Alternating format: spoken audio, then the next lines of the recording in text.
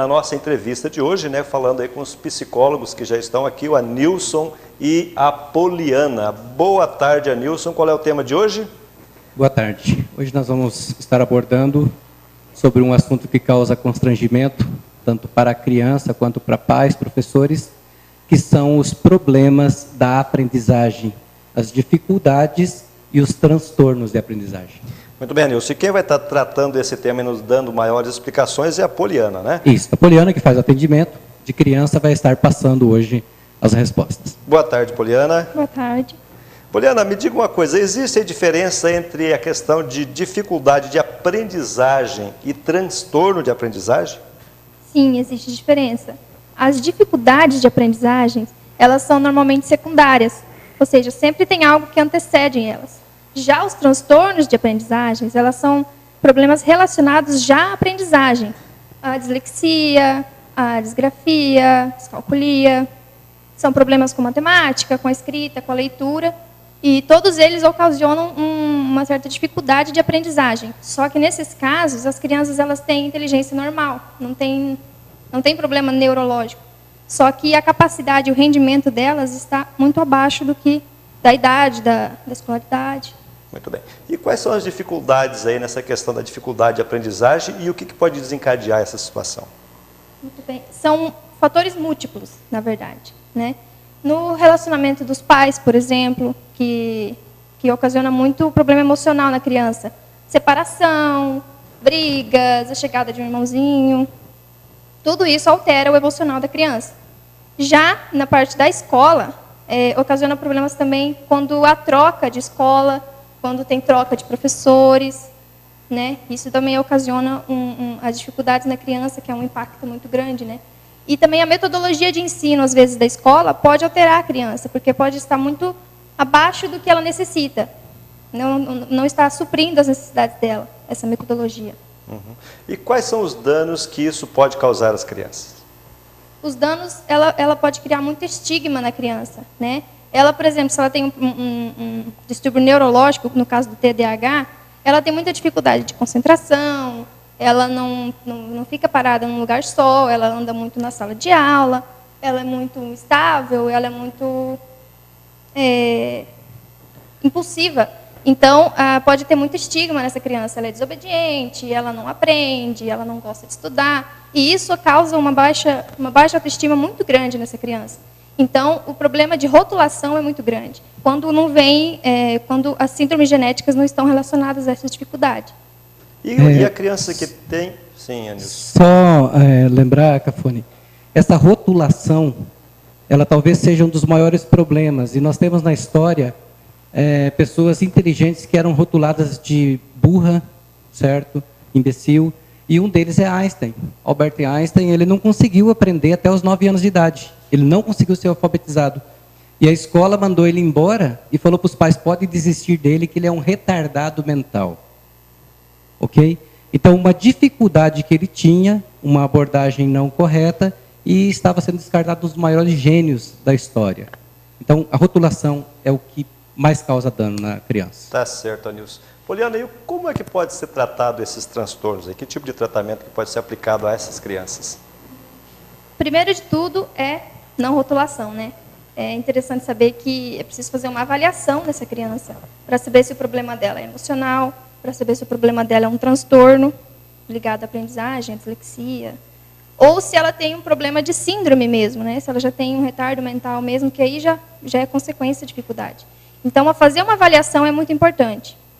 Então, o trabalho multidisciplinar, dependendo do resultado dessa avaliação, vai ser preciso. Por exemplo, se a criança teve um atraso na fala por causa de algum problema desses, então o fonoaudiólogo ele vai ajudar a criança a desenvolver essa fala. Na parte psicológica, o psicólogo avalia e vê se tem algum fator emocional que pode estar mantendo essa dificuldade, né? E no caso do pedagogo também, ele também ensina a criança a aprender de uma forma diferente, que seja mais fácil para ela internalizar aquele conhecimento. Normalmente, pelo que você está falando, é um tratamento que acaba envolvendo mais do que um profissional, né? Isso. Dependendo das consequências que trazem, tem que ser um trabalho multidisciplinar. Inclusive na questão do TDAH, por exemplo, que é o transtorno de déficit de atenção com hiperatividade. a criança precisa ter um tratamento farmacológico. Muito bem. Precisa ter E medicamento. você é especialista no atendimento a crianças. Vou me especializar, vou começar a especialização no atendimento infantil. No momento, eu estou trabalhando com a criança. Certo. Aí vou especializar nesse Muito ramo. bem. E o consultório, a clínica de vocês, está localizada aonde? Ali na Avenida Jatobá, frente à Papelaria Florença. E é interessante apontar, Cafone, para os pais, não desespero, e sempre procurar ajuda profissional, tanto de médico, fonoaudiólogo, psicólogo, para não criar maiores transtornos para essa criança no futuro. A Muito bem. família precisa estar atenta a não fazer esse julgamento também. Na escola também não pode ter, quanto em casa. Né? Os pais têm que entender que a criança tem o tempo dela, então tem que ajudar, conforme for possível, ajudar essa criança a superar esse problema. Né? Vocês estão conseguindo detectar muitos desse tipo de problema ou as nossas escolas já evoluíram ao ponto de superar e estarem preparadas para identificar esse tipo de problema? Esse é um apontamento importante, porque não se refere apenas à escola, certo, Cafone? A escola pode ser competente, nós temos escolas competentes aqui em Guarantã com bom nível. Tanto o transtorno quanto a dificuldade de aprendizagem, ela é pessoal, na maioria das vezes. Em alguns casos, vamos imaginar uma criança tem problema de visão e o professor não sabe. Ele está sentado lá no fundo da sala de aula. Então, ele vai desenvolver uma dificuldade de aprendizagem que vai se resolver com óculos. Então, não se refere ao problema da escola, e sempre pessoal. E esses problemas, apontando a sua pergunta, se tem muito? Tem.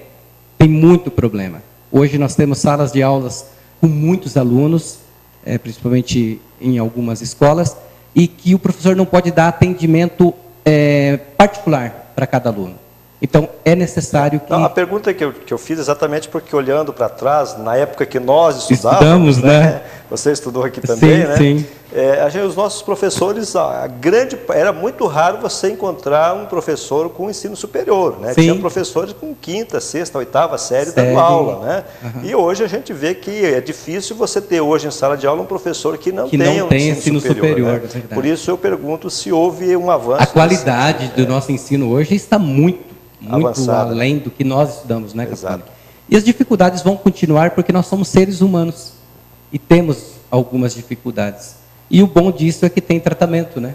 Não precisa ficar sofrendo como foi no passado. Muito bem, Anilson, eu quero agradecer a presença de vocês. Eu quero lembrar também que você, na outra entrevista que nós falamos, você falou que trabalha também com dependência, né? Dependência química. Especialmente do álcool, sim, né? Sim. Química, né? Então está aí, né, o Anilson e a Poliana, a Poliana trabalhando aí com crianças, né, no atendimento infantil, e o Anilson também dando uma atenção especial aí para você que tem dependência química, em especial aí o grande volume de pessoas dependentes do alcoolismo que nós temos em nossa sociedade, e para isso basta a gente passar aí na delegacia, na Polícia Militar, geralmente após o final de semana, que a gente detecta aí a consequência do alcoolismo, que acaba sempre em violência doméstica. E já podemos anunciar, Cafone, o nosso próximo tema, que a gente já tinha se proposto, semana que vem, vamos estar falando um pouco sobre dependência e abuso de substâncias. Muito bem. Agradeço a presença de vocês aqui e até a próxima semana também. Obrigado. Boa tarde. Boa tarde.